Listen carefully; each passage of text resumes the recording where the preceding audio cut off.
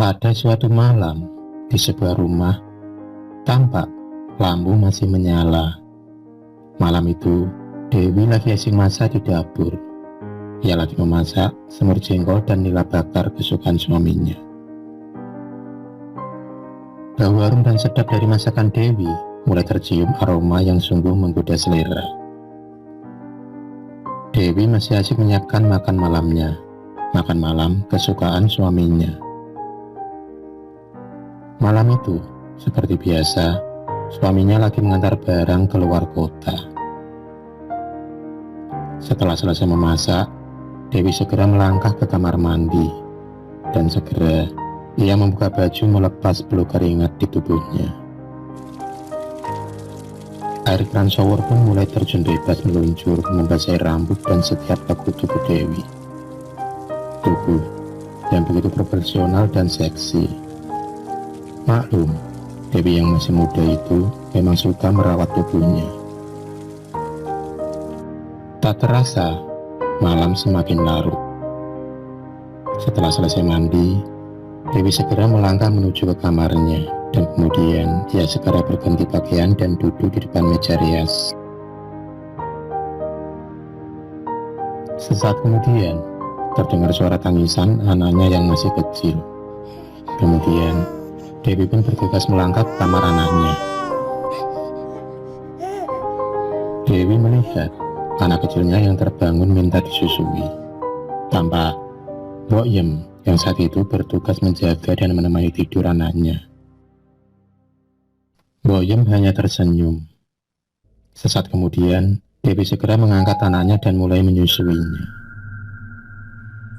Beberapa saat kemudian, anaknya pun terlelap kembali. Dewi pun kembali melangkah keluar kamar setelah menidurkan anaknya di tempat tidur. Sesaat kemudian, Dewi melangkah keluar dan membuka pintu depan. Ia masih menanti sang suami pulang. Namun, malam itu, sampai sekitar pukul 11 malam, belum juga tampak suaminya pulang. Dewi pun kemudian kembali melangkah masuk ke dalam rumah. Ia pun masuk lagi ke dalam kamarnya. Rupanya, rasa kantuk mulai menyerang Dewi.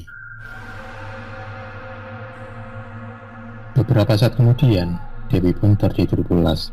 Kini, seisi rumah tengah tertidur pulas. Di sisi lain, di luar rumah, tampak ada 3 sosok bayangan dari semak-semak mendekati rumah Dewi. Mereka melangkah mengendap-endap menuju ke belakang rumah.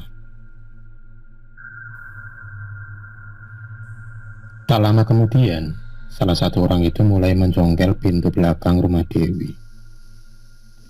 Pintu pun kini mulai terbuka, dan ketiga orang itu pun masuk ke dalam rumah. Tampak 3 sosok perampok yang mengenakan cadar itu mulai masuk ke dalam rumah Dewi. Mereka bertiga mulai melancarkan aksi mereka. Satu persatu barang mulai mereka ambil, dari mulai TV, radio, dan barang-barang berharga yang ada di rumah Dewi. Mereka mulai mengumpulkannya dan mulai mengangkut ke belakang rumah.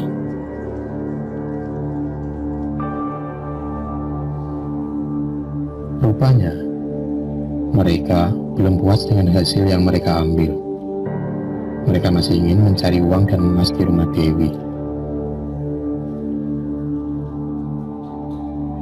Sesaat kemudian, salah satu perampok itu melangkah mendekati kamar tidur Dewi.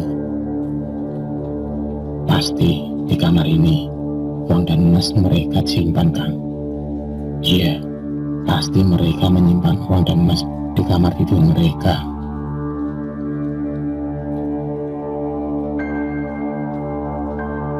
Pintu pun dibuka dengan pelan-pelan.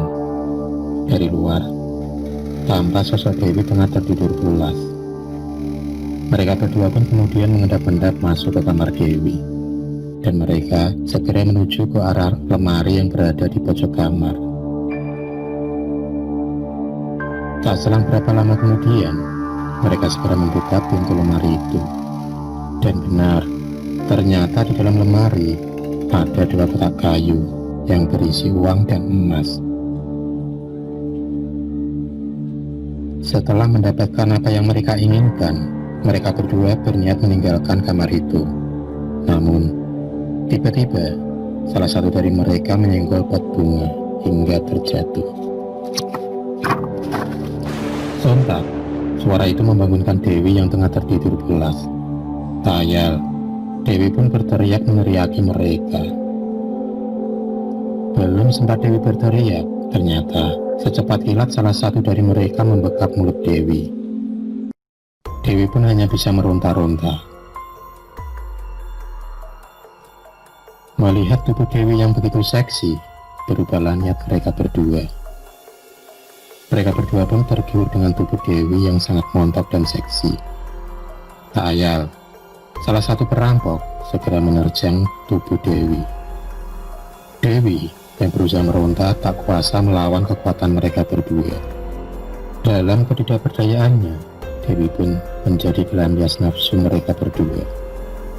Rupanya, tangan Dewi sempat meraih cadar penutup muka salah seorang dari mereka. Dewi pun terkejut saat dia tahu siapa yang ada di hadapannya. Rupanya dia adalah teman dari suaminya sendiri, yang beberapa minggu ini sering mampir ke rumahnya. Dia adalah Sumarno.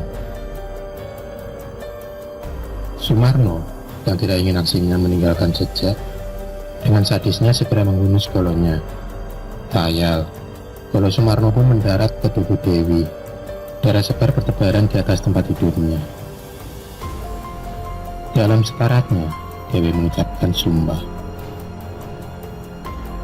Akhirnya Dewi pun tewas seketika di atas tempat tidurnya. Sungguh kejam kelakuan mereka yang telah merampok dan membunuh Dewi.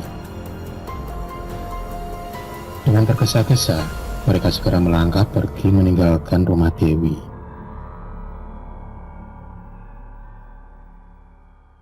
Mbok Yem yang kala itu terbangun hanya melihat bayangan sosok mereka bertiga berlari.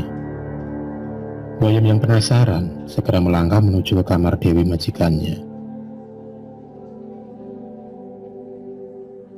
Saat Boyem tiba di kamar Dewi, betapa kaget Boyem melihat sosok tubuh tak bernyawa dan bersimbah darah tergeletak di atas tempat tidur yang tak lain adalah tubuh Dewi majikannya. Boyem pun berteriak histeris, tak menyangka majikannya akan bernasib seperti itu. Terdengar suara tangis anak Dewi yang masih kecil memecah kesunyian malam. Sesaat kemudian, terdengar suara mobil berhenti di depan rumah. Benar, di luar rumah tampak sebuah mobil berhenti tepat di depan rumah. Dan ternyata mobil itu adalah suami Dewi, Mas Leo, yang baru pulang dari mengantar barang. Ia pun segera mengetuk pintu rumah, dan Boyem yang mendengar suara Mas Leo segera keluar sambil menangis. Pintu pun dibuka dari dalam. Leo yang melihat Boyem lagi menangis segera bertanya kepada Boyem, "Mbok, ada apa, Mbok?" Boyem tidak bisa berkata-kata. Ia hanya menunjuk ke arah kamar Dewi. Leo yang melihat isi rumah berantakan segera berlari menuju ke kamar istrinya. Dan betapa kaget dan terpukulnya dia saat ia melihat tubuh istrinya yang terbujur di atas tempat tidur dengan luka menganga dan bersimbah darah. Hati Leo pun remuk redam. Ia pun berteriak histeris dan memeluk tubuh istrinya.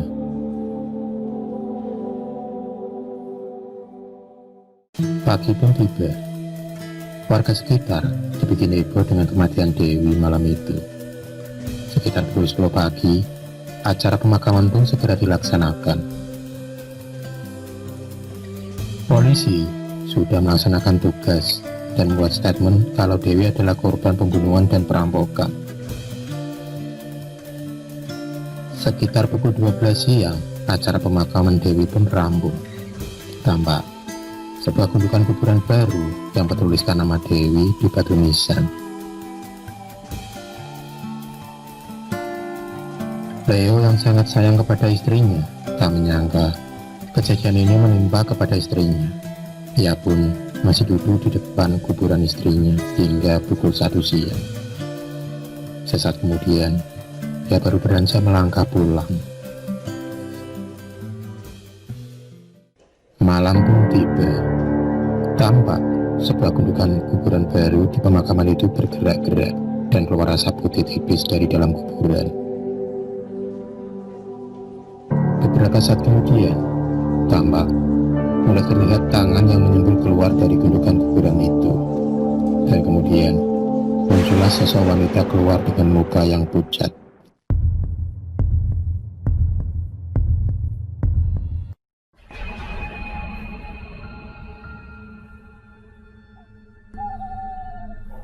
Terima kasih sudah menonton video cerita bergambar ini. Klik subscribe untuk terus mendapatkan video-video cerita bergambar selanjutnya. Semangat berkarya.